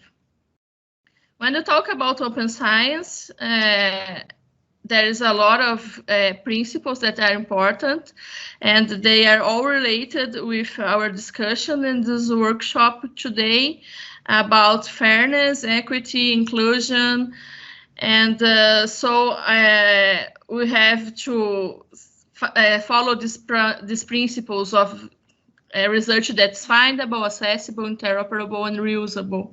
And I think we should more and more bring this concept to cartography. And I will talk now about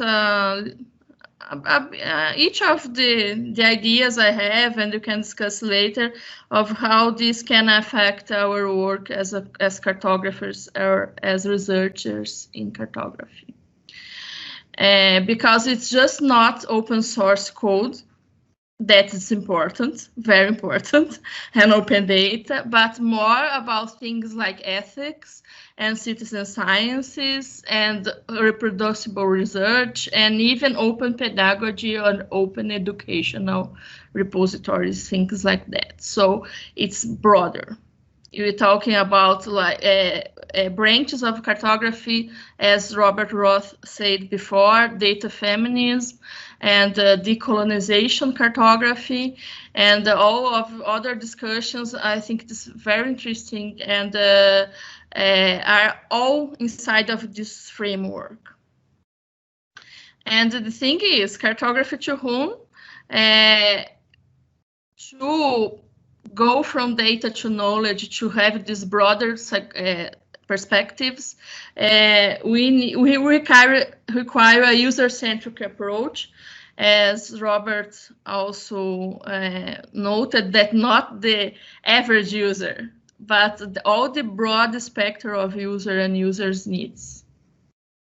And I think now I will talk about a string of things that should be more open, more reproducible, shared in another way.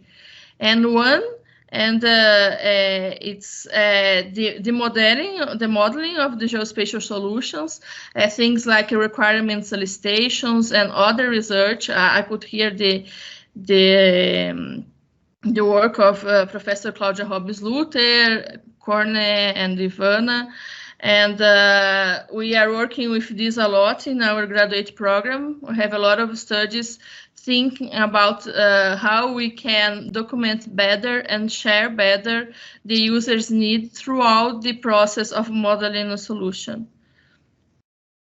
Other thing very important for the open science, open cartography spectrum, it's the semantics. We think about open and collaborative data models. I brought the example here from OpenStreetMap, that the data model is translated in many languages, and they use it in a wiki format to kind of standardize the way the tags and the classifications are used. I think this is a huge project, a global data model, and doing it in a collaborative way, it's the best way to do it. It's not perfect, there's still a lot of implications on that. And we think in things about linked data, and now we have the ICA Commission on Geospatial Semantics, I think since Tokyo, and I think it's a very important commission to have. I brought one example here, but we are working with semantics. I brought here the thesis from Adriana that work with the connections between data models. I think to open this kind of connections in form of ontologies, sharing these ontologies is a very important way to share knowledge about geospatial. In terms of open data, we are still working with SDIs and thinking about the evolution of SDIs from the approach of a more data-centric approach to a user-centric SDI. This is still very challenging. I think it's a challenge for all national SDIs initiative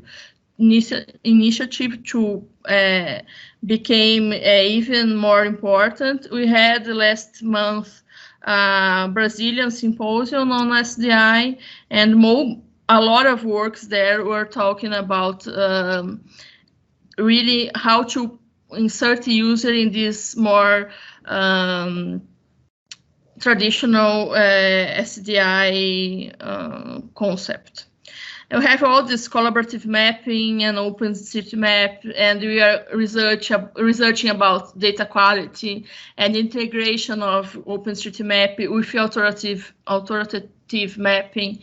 And working some user context, we are researching here also contexts like favelas, for example. That's the research of Everton Bortolini, and this is important to, if you want to finish the digital divide, we need to bring to the map people that are invisible, but this is not an easy task. There is a lot of ethical questions to be answered here, and I think this is a huge field of research. And even going through things like big data and NoSQL and other thinkings of I put here the research agenda of the geospatial big data and cartography. So I think for this, from this, even artificial intelligence brought to cartography are all technological perspectives that are important. We're thinking also about open communities, humanitarian OpenStreetMap team that is very important in a lot of disasters and now during COVID responses. And it's a great team to work with, and the youth mappers. We have tomorrow the first meeting of the youth mappers Brazil. We have now 2 chapters, one here in Federal University of Paraná, the other one in Federal University of Bahia, and we will chat tomorrow night about about youth mappers. I like their motto is we don't build maps, we build mappers, and I think this is very interesting. So we can't do anything that is open without a community that is open. So I think blogs, podcasts, telegrams, YouTube channels, these kind of things should give voice for the people that are mapping and to them to talk to each other. I think it's great. We have now more than 200 youth mappers chapters around the world. And our chapter here it's very linked with our theme this day of the workshop, because we elected our main task for our chapter is to mapping urban accessibility. So we have already a YouTube channel that has a lot of talks with people from urban planning to talk about accessibility for disabled, blind people with using wheelchairs, etc.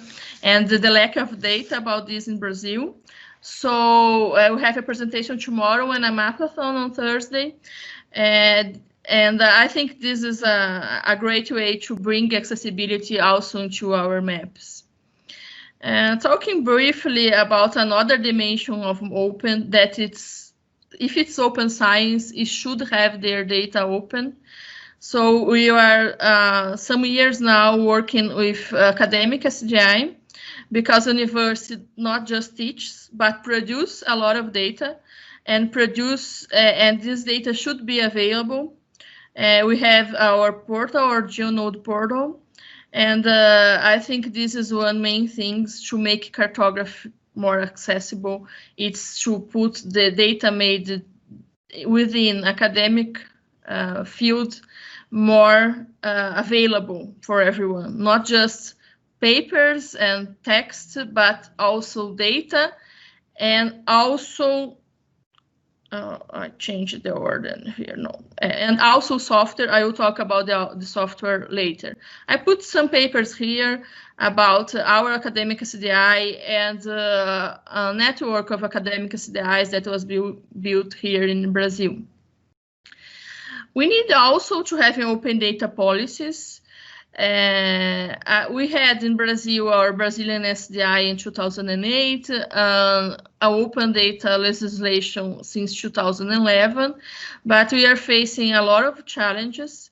Since last year, we had problems with our data, for example, from INPE, that is the research institute that published data from Amazon. So it was threatened in a lot of ways. Even our IBGE, that is our National Geographic and Statistic Institute, is facing a lot of problems to make our census that was postponed to next year due to the pandemic, but it has a lot of funding problems. Also, and the National Commission of Cartography that was extinguished in 2019. So now we don't have anyone in the federal government that is actually able to provide, for example, new standards for our Brazilian NSDI. So it's very troubling. So it's one thing that we took it for granted. Once we had this legislation, we had in 2018 a celebration of 10 years of our NSDI, and by then I didn't imagine that like 2 years later we had this kind of problems that we had now. Even problem with transparency of data from COVID-19. Cases and all of that. We had problems this month about that, so it's very worrying. Talking about the open source software, I think OSGeo is doing a great job. OSGeo Live, it's a great platform. You can have an Ubuntu Linux distribution with all geospatial software you can imagine. And one change I can see now is crowdfunding. I think it's very interesting to see now people uniting to collaborative fund new functions, for example, to QGIS.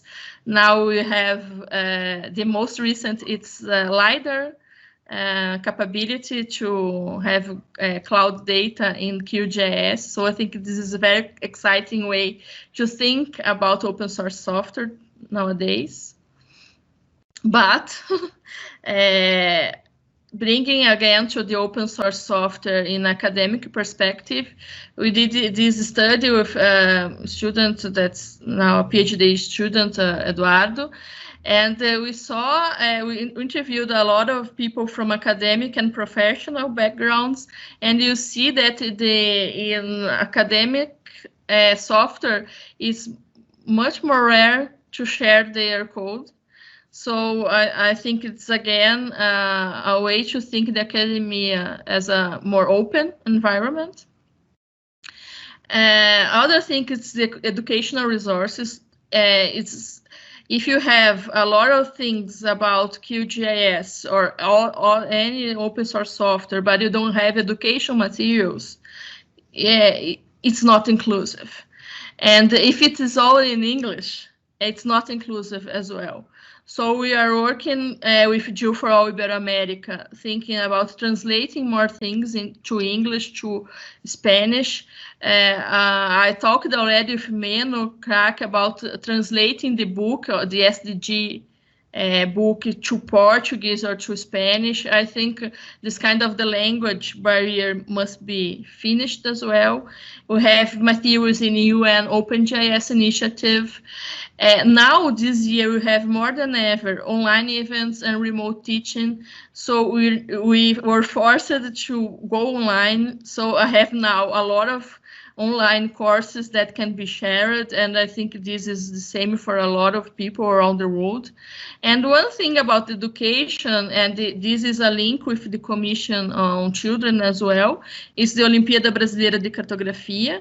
It's our cartographic Olympic Games for school or high schools. It is going for the 4th edition in 2021. The good news, we got some funding for the next edition, and it's a thrill to work with them. It's schools from all over the country doing maps, and we have a lot of resources teaching how to do these maps that are available as well.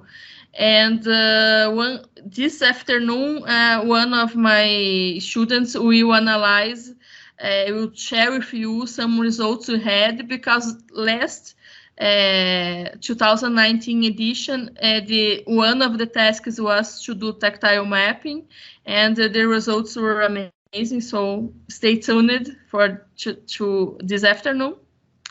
And just to approaching the end, I'm very concerned about some aspects of open cartography.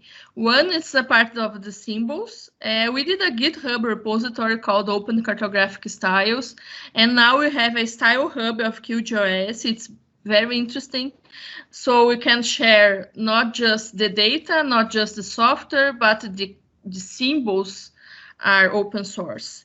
And the other thing, we work a lot of user tests. We have some colleagues here, Luciene, Márcio, André, that we are all in the same Cartografia and SIG research group, and we do a lot of tests. But I think today is still lack of reproducible tests and frameworks to better document and exchange protocols and results of testing. Open standards are still an issue. We have OGC and ISO TC 2011. They are always evolving. And now we're starting an ICA OGC initiative with the Commission on SDI Standards, Commission on Open Source Geospatial Technologies, and Commission on Cognitive Issues. So this is an invitation. Join us if you want to be part of these talks. Most of these, it's about standards for cartography, for user tests and symbols. So we have a lot of challenges. Just to finish. There's a lot of things that are cross-cultural, inequalities. We have challenges about ethics, taking things for granted, and to see cartography as all science, technology, and art. So we have some activities, maybe a new research agenda on open cartography science, and maybe translate collaboratively this ICA SDJ book. And that's it. Thank you a lot. Just a last announce. We have our process to master's and PhD open until the end of this week. So if you want to apply to make a master's or PhD with our group, feel free. And for now, that's it. Thank you a lot for your attention. Thank you, Silvana. I will share, before we start the conversation about this presentation, I will share just the slide with the link for those who want to sign the list. So are you seeing my screen with the Yeah. link? Okay, so this is the link. If you want to sign the attendance list for this workshop, if you haven't done yet. We will start with questions and comments about these presentations. I think all of made a great presentations talking about their commissions and their challenges. I think there are a lot of challenges that can be addressed by now. And I will, if you don't mind, I would like to start with a question. And if you have any comments or questions, please raise your hand and I will give you a word. So I would like to ask to Rob, in your opinion, what is the biggest challenge to include the margins in the process? You talk a lot about the margins, and I was curious to know what is for you the challenge that we have to include these margins in all the process that we work with cartography and user experience. So if you could talk a little bit about this. Sure, and thanks for everyone for your presentations. It was really interesting. I think for me, as I'm starting to work on more of these projects, particularly through student master's theses or PhDs, when you start to work with the margins, you sometimes are working with a vulnerable population, and you want to make sure that that work is meaningful, not just for you to publish a paper in the ICA proceedings, but also for the folks that have been historically marginalized. And so these groups, whether it's indigenous groups or working with the visually impaired, we want to make sure that we're also delivering back products that help them in meaningful ways. And I think that takes a deeper level of engagement with those communities in a way that maybe in the past you could have 100 undergrads and have students. So to me, I think that's rethinking our relationship to our users is one of the biggest challenges, particularly when we're working on the margins. Okay, thank you, Rob. I don't know if you have any other comments that you want to share with us, or maybe about what the other presents have comment, or is there anyone in the audience that wants to have a word or make a question, please?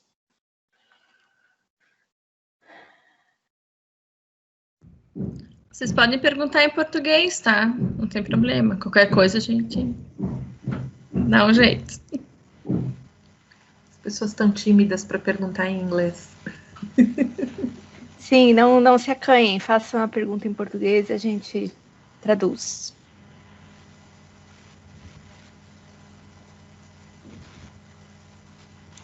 Yeah, I think I'd be happy to hear from questions from the panel versus adding more from my own talking. So if there are any questions, I think those would be really interesting to field. I have one, Robert. About your thoughts in this kind of reproducible user tests, or what do you think about which would be the way to make these things more open and more shareable? Yeah, so one thing that our commission has tried to support is the ability to share methodological guidelines and materials. And we're really, one of the things there is when you have really good survey instruments, when you have training on, say, qualitative methods like interviews and focus groups, When we can start doing it more consistently and reproducibly, we can start to compile the results more easily. And so particularly in qualitative methods, in sort of the last 20 years, there's a lot of variability in how we run those qualitative methods that makes it hard to take the insights and see how they all relate to one another. So we've been trying to run workshops that try to streamline or systematize some of those materials.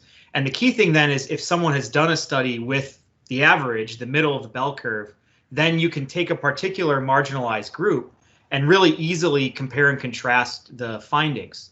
And so if we can start to fill in the margin essentially and show how there's more nuance to these recommendations. So our commission, this is something I don't know if it's going to happen in this cycle anymore, but we wanted to in 2022 host a meeting to try to build a handbook of user methods to help train our students. And so, there's geography methods, there's computer science methods, but there isn't a cartography methods sort of book or sort of set of guidelines. And so we wanted to kind of bring that all together in a first draft so that our students, probably pitched more for students than for faculty, but that our students could immediately get that training. And then with each new master's thesis happening all across the world, we can start to really think about these cross-cultural differences, but the system, having a systematic method allows for direct comparability.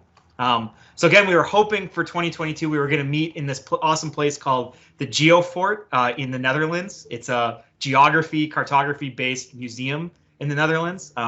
So we're going to see, based on the COVID-19, if maybe that gets pushed to 2024. We're going to do it in an off-cycle from the ICA meeting.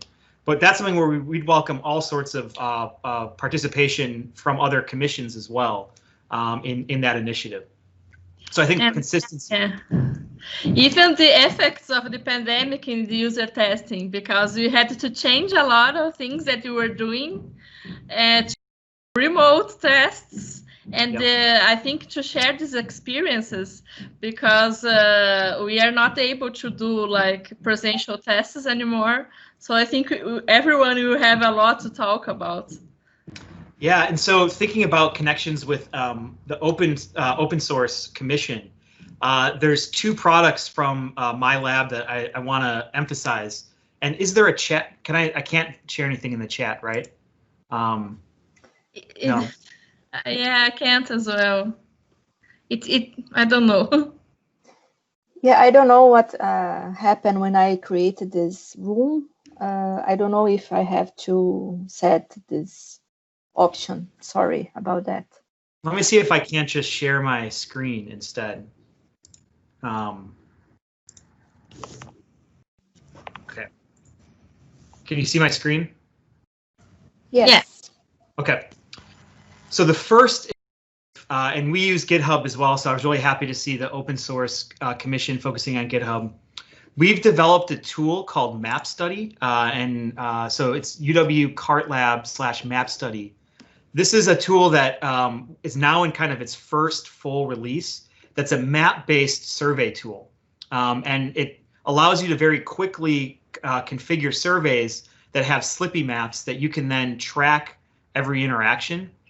And so I think somewhere we have an example here. Okay, and so Lucine, I know Andre Mendoca has tried this tool in the past. It's much more stable now. But you can very quickly get choropleth, proportional symbol. There's all sorts of different map techniques that you can immediately connect your data to. And then it's tracking all of the clicks. So you can see user engagement in terms of pans and zooms, different detail retrieval. This all comes to you in either a database or in a CSV.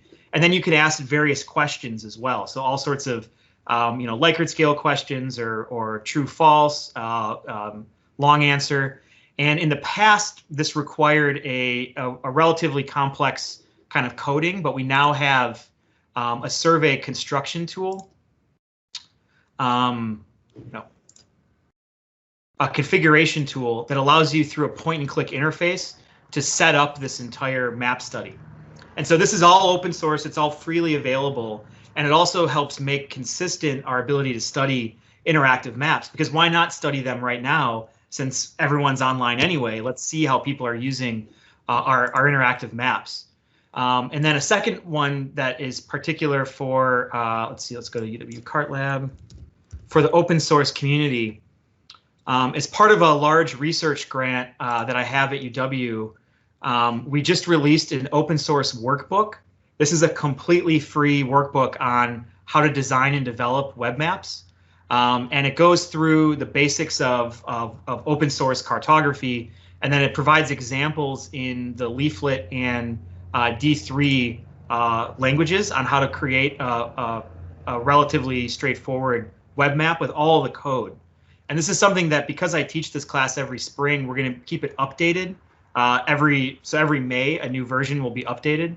So this is something that if you're thinking about making the leap into web mapping, this right now might seem like a foreign language to you, but in terms of trying to make things more inclusive, this is completely free, available, and you can, we have a utility that allows you to download it. Let's see, how to download it as HTML, so you can upload it into your learning management system. So if you use Canvas or some other tool, you can quickly get this into your teaching environment. And again, it's pretty comprehensive. It's my entire UX course, essentially, that you can just download and use yourself. So two tools there that I think might be helpful in trying to build some consistency. Trying the first tool, that map study, is more for the research side. And then the second one, the web mapping, is an open source toolkit. But I really believe in open source educational materials because that's a key way to promote inclusion, right? It's not just the haves in kind of the global north. We're trying to get this knowledge out so everyone can use it. And I think those two initiatives very much show connections between or among our commissions. And I'm sorry, I'm still backlit. The sun just came up here, so it's about 9 o'clock in my time. Ok. Temos alguma pergunta para o Robert ou para qualquer outra pessoa? Por favor, fiquem à vontade para fazer em português, se for caso. I should also mention, while we're waiting for a question, that the ICA book that I talked about, I'm very happy to hear that open source might want to translate. I'm guessing maybe Portuguese. We're hopeful to get the main 6 ICA languages in translation. And my lab has done all the figures for the book. And so I think you'd be working with me in some way. We have people that want to translate it into Chinese and Dutch. And so we're trying to get some of the other larger international languages like Portuguese and Spanish, I think. So we definitely would welcome that help. Yeah, I think this was a very positive experience in that World of Maps book from the year of map 2015. I think it's a great way to spread our world around the communities. Yep. And that book is meant to be completely free as well. So it'll be a PDF download. And I think the ICA is printing 5,000 first edition copies. And I think one goes to each commission for contributing to the posters. So I think that's also really positive, where it's, again, going to be totally free. And we're thinking about building some educational materials. So how to recreate those figures that are in the book. I didn't show a map, but there's about 40 maps in the book of different SDG indicators. And so having like a quick 1-page worksheet, here's how we made this map, here's how to project and generalize and so on. You can count on me if you want. I will be able to help. We'll circle back. Together, yeah. Questions, comments, please.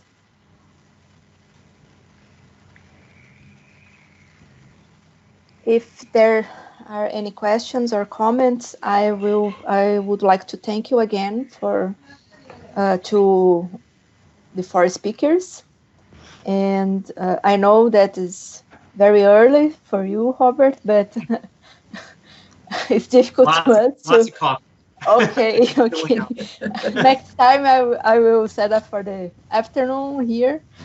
So yes, thank you again. Thank you, Carla. Thank you, Valdirene. Thank you, Silvana. And I hope this is the first meeting that we can share our ideas and maybe we can set some kind of collaboration between us, and just as we have children, we have people with disabilities, and all these people can be at the margin in some point of this process. So thank you for sharing your ideas, and I hope we can collaborate. Robert, take a picture. Yep. Yes. I'll try to be less backlit. Please, Valdirene, Carla, and Silvana, turn on your cameras. Okay, that's better, I think. Sorry, it's an American holiday this week, so I'm actually on the beach. Wow. Oh, great.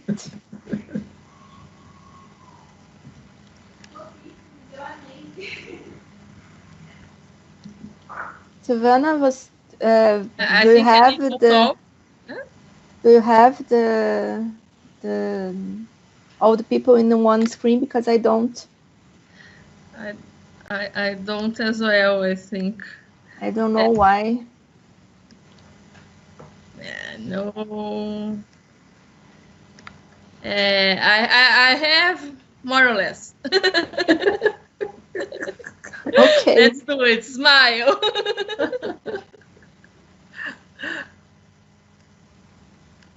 Great. Okay. Good. So thank you again. Robert also sent me his slides. So if you don't mind to send us also in PDF, so we can share after with all the audience. I think it's okay for all of us. Okay, I think the video will be online as well. Yes. Afterwards, and we can put in our commission's webpage. And I'm looking forward for the Olimpíada Brasileira de Cartografia 2021. I think it's a great opportunity for us to work together here in Brazil and to talk with Angelica and make new things. Okay. So thank you again, everybody, and see you in the afternoon at 2:30 to our section. We will have a conference from Professor Maria Isabel Castregrini de Freitas, and also after we will have some presentations, oral presentations from papers that people sent to this workshop. So thank you again, and see you in the afternoon. Bye-bye. See you. Bye.